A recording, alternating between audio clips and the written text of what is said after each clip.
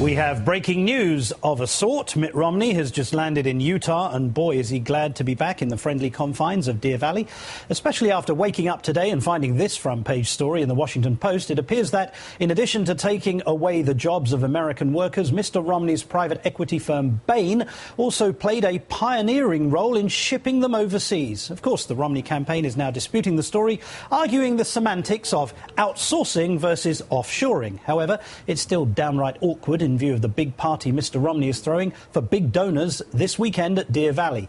That's where Romney supporters, who have given at least $50,000, are now gathering for a couple of days of sheer luxury. It boasts a list of accommodations that's long enough to impress even the most pampered aristocrat, including individual hot tubs and signature bathrobes. And while all this sounds really nice, it probably isn't doing much to help Mr. Romney's image as a job-creating champion of the middle class.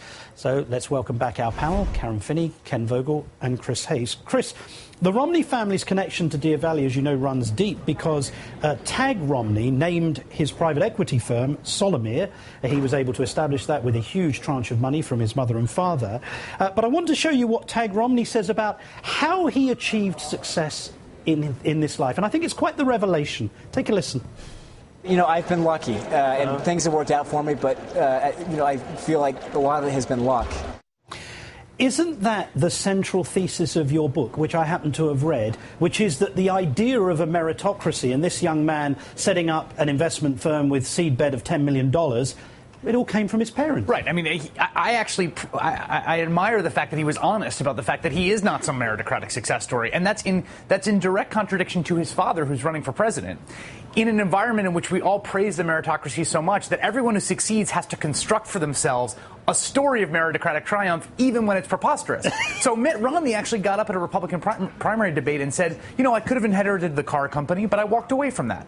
And I struck out on my own. And I went to Harvard Law and Harvard Business School and earned every dollar I got. Yeah. And this looks ridiculous to us, but it is a deep part of the psychology of the American elite, which is that you write a story for yourself in which you have overcome, in which you are a meritocratic success story, even when the facts of the matter are, like Tag Romney, a lot of it was luck, a lot of it was privilege. A lot of it was lucky. Karen, I hear you laughing, but isn't the singular truth here that compared with the president's he actually embodies the truth of meritocracy when you look at his history, and yet the Romneys, as Chris has carefully explained, it's just a fabrication.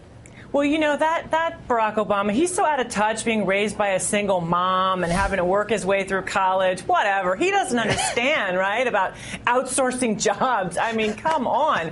I mean, to Chris's point, so I would be so curious to understand in Mitt Romney's, although I think my brain would hurt, you know, rationale of the world, how it is that part of being better in touch is having a better understanding, as we learned in the Washington Post today, about how to make a full business practice, frankly, out of outsourcing jobs. And, you know, one of the refrains we hear from Mitt Romney over and over again is, you know, I'm going to take these values and practices that I learned in the when I was in the business world and apply it to being president. Well, guess what? He did that when he was governor of Massachusetts, and he did outsource jobs when he was governor of Massachusetts. So, you know, they want to have a discussion about the economy. Watch out, because that's the kind of value system he's going to bring to America's economy. Right. And to that point, Ken, the biggest excuse the Romney campaign likes to make about Bain is that he wasn't there when workers were laid off. He wasn't there when jobs were shipped overseas. Doesn't this article prove that that is an outright lie? Doesn't it show that Mr. Romney has no leg to stand on when it comes to his record at Bain, which the Washington Post has so brilliantly explained, shipped jobs overseas for fun? Well, certainly this is a weakness for him, and we saw it even be a weakness in the Republican Can you use an adjective that might be a little more accurate? Well, actually, I mean, it's a strength in one way. He does actually have a significant record of private sector achievement, and this company He has a significant record of sending jobs overseas.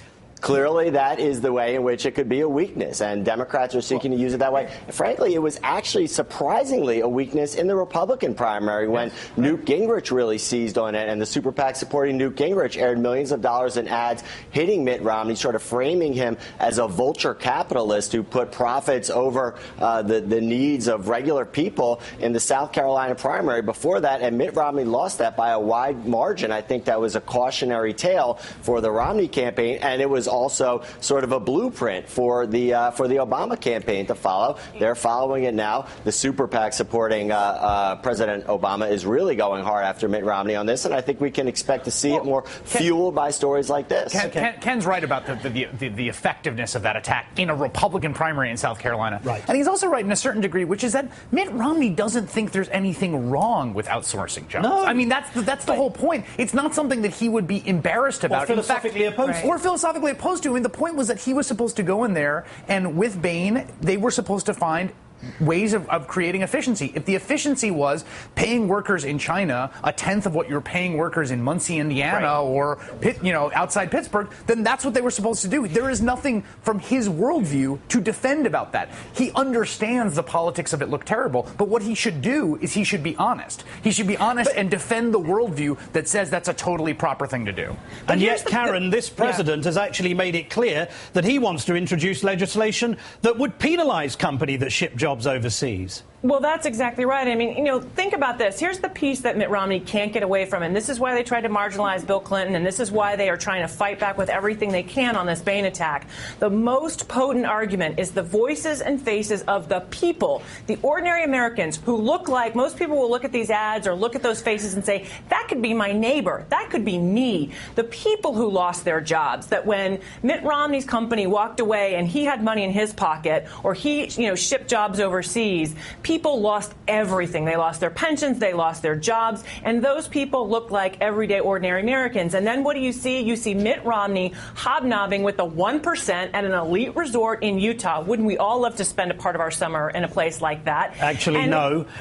Final but contribution, again, sort Chris. of playing by those rules of the 1%, Right. where Karl Rove is in the same room as Republican Party, committee. Yeah, but they're not speaking donors. to each other, so don't worry. Let me just say this as a final note. The other thing that complicates the strategy about Bain is that there's a lot of Democratic elites, right, in the Democratic Party, and we've seen them come forward who think there's nothing wrong with what they did either. Right. I mean, this isn't just a Republican way of viewing the economy, and that's a problem for the president as they try to push this message. They keep getting undercut. It's particularly a problem, Chris, if I might jump in, because these folks are big donors, and that's what Mitt Romney, we see Mitt Romney in Utah, what he's doing is what we euphemistically call donor maintenance. Well, this is something that the Obama team has really abhorred as sort of a relic of the Clinton age and the Bush age, this supplication of politicians before these wealthy donors. Well, now the Obama campaign and his allies are waking up and realizing, hey, they need that big money too. And some of these attacks that they've leveled against Wall Street and the attacks that they continue to level against Mitt Romney are making it harder to raise that money. Very quickly, Karen.